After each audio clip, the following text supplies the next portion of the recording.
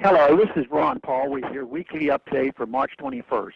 Last week, the subcommittee which I chair held a hearing on monetary policy and rising prices. Whether we consider food, gasoline, or clothing, the cost of living is increasing significantly. True inflation is defined as an increase in the money supply. All other things being equal, an increase in the money supply leads to rise in prices.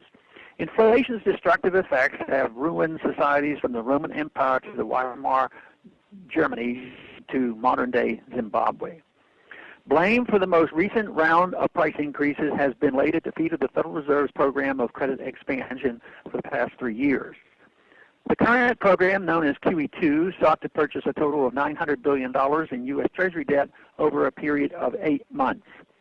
Roughly $110 billion of newly created money is flooding into commodity markets each month. The prices of cotton is up more than 170% over the past year. Oil is up 40%, and many categories of food staples are seeing double-digit price growth. This means that food, clothing, and gasoline will become increasingly expensive over the coming year. American families, many of whom already live paycheck to paycheck, increasingly will be forced by these rising prices into unwilling trade-offs. Purchasing ground beef rather than steak, drinking water rather than milk, and choosing canned vegetables over fresh in order to keep food on the table and pay the heating bill. Frugality can be a good thing, but only when it is by choice and not forced upon the citizenry by the Fed's ruinous monetary policy. While the Fed takes credit for the increase in the stock markets, it claims no responsibility for the increases in food and commodity prices. Most economists fail to understand that inflation is at its roots a monetary phenomenon. There may be other factors that contribute to price increases, such as famine, flooding, or global unrest, but those effects are transient. Consistently citing only these factors while never acknowledging the effects of monetary policy is a cop-out. The unelected policymakers at the Fed are also the last to feel the effects of inflation. In fact, they benefit from it, as does the government as a whole.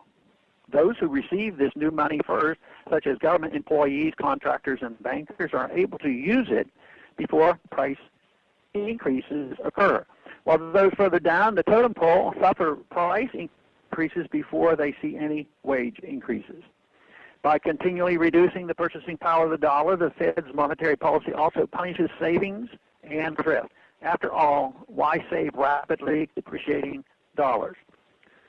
Unfortunately, those policymakers who exercise the most power over the economy are also the least likely to understand the effects of their policies. Chairman Bernanke and other members of the Federal Open Market Committee were convinced in the mid-2008 that the economy would rebound and continue to grow through 2009. Even though it was clear to many observers that we were in the midst of a severe economic crisis. Even Greenspan was known for downplaying the importance of the growing housing bubble just as it was reaching its zenith. It remains impossible for even the brilliant minds at the Fed to achieve both the depth and breadth of knowledge necessary to enact central economic planning without eventually bringing the country to economic ruin. Our witnesses delve deeply into these issues and explain this phenomenon in very logical, simple terms. The American people increasingly understand what is going on with our money. I only hope the Fed is listening.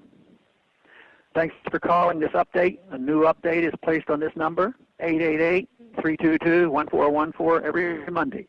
The written text of which can be found on my website, www.house.gov/Paul, under the heading Texas Straight Talk. Thanks for calling.